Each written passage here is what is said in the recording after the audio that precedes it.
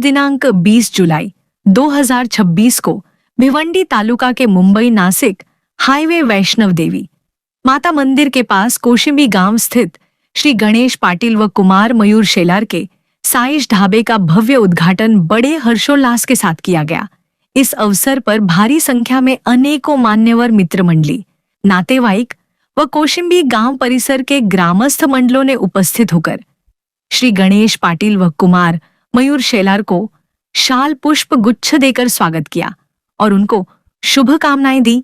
इस संदर्भ में हमारे संवाददाता से वार्तालाप करते हुए श्री गणेश पाटिल व कुमार मयूर शेलार तथा उपस्थित मान्यवरों ने क्या कहा, यह सुनते हैं इस खबर में।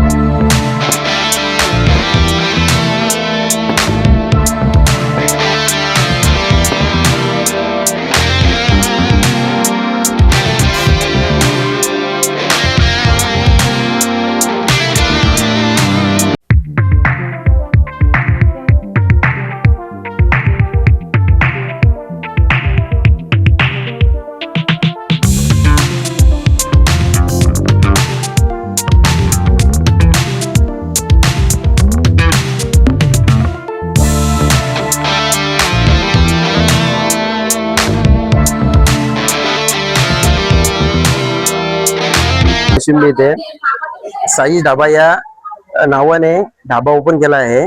तर मी सर्वांना चांगल्या पद्धतीचं जेवण देण्याचा प्रयत्न करेन आणि इथे येण्याची आल्यानंतर का बसायची व्यवस्था सर्वांना चांगल्या पद्धतीची केलेली आहे। त्यामुळे सर्वांनी इथे येऊन जेवणाचा आस्वाद घ्यावा। चिकन, मटन, मच्छी सर्व मिळेल इथे। लोकांना म्हण का तुम्ही या जेवण करा, टेस्ट मध्ये कुठलाच कंप्लेंट येणार नाही। आपला मराठी माणूस कुठे उद्योगात उतरतोय तर त्याला सपोर्ट करा आणि नक्कीच इथे चांगलं तुम्हाला जेवण भेटेल याची मी तुम्हाला देऊ शकतो, शाश्वती देऊ शकतो. आणि हे चांगल्या प्रकारे तुम्हाला जेवण मिळेलच. तरी पण आपला एक मराठी माणूस म्हणून मार्केटमध्ये उतरलाय, त्याला सर्वांनी सपोर्ट करावा आणि सर्वांनी इथे येऊन जेवणाचा आस्वाद घ्यावा आणि माझ्या भावाला सपोर्ट करावा. मी हा धाबा चांगला व्यवस्थित आहे, सगळ्या व्यवस्थित पद्धतीने त्याला जेवण भेटेल, मच्छी वगैरे सगळं याचं सहकार्य सगळ्यांनी करावं हे त्यांना धन्यवाद देतो. व्यवसाय सुरू केलेला आहे एक साईज धाबा म्हणून.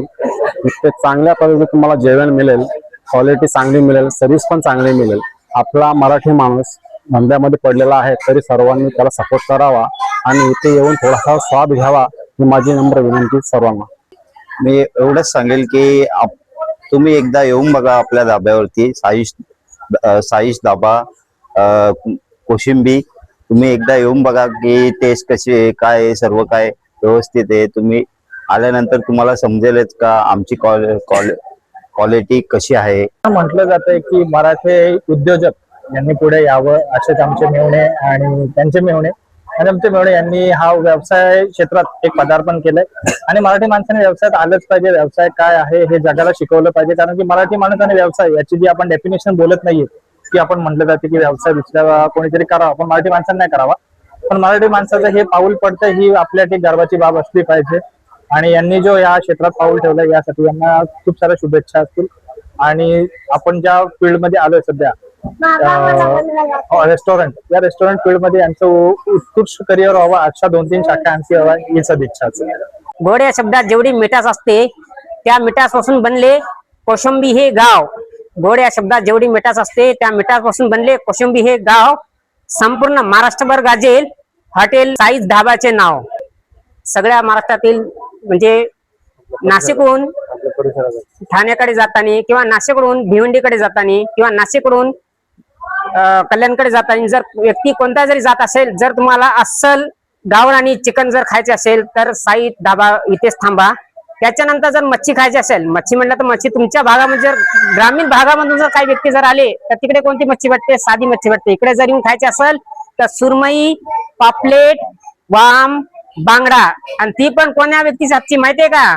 आगरी कोळी. म्हणजे त्यांची नका संपूर्ण आगरी कोळींचं त्याच्यामध्येच आयुष्य गेलेलं असते. लहानपणापासून त्यांच्या आईची टेस्ट मुलांच्या हातामध्ये असते, मुलांची टेस्ट त्यांच्या मुलांच्या हातामध्ये असते. जर ओरिजिनल जर टेस्ट खायची असेल तर साईस धाब्यावरतीच या.